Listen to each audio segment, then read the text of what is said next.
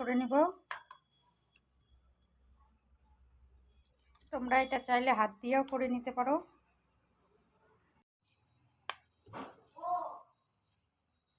লঙ্কা, পেঁয়াজ কুচি, মরিচের গুঁড়ো, হলুদ, লবণ, চামচ চিলি ফ্লেক্স, 2-3 চামচ পরিমাণ চালের গুঁড়ো,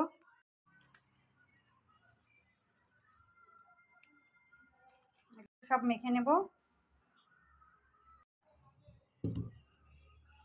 আমি আলুটাকে ভালো করে মেখে নিয়েছি, এখন ঢেকে রেখে দিব 20 মিনিটের জন্য।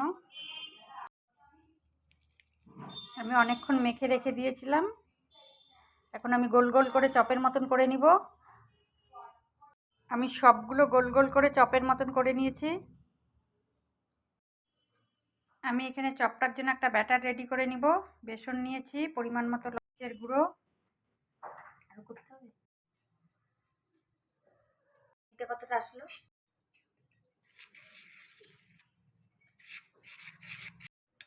ব্যাটারটা রেডি।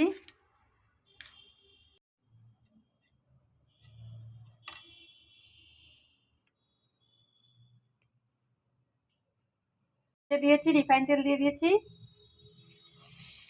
আমি রেডি করে রাখা আলুর চপটা ভেজে নেব। আমি ওই পাশটা উল্টে দেব।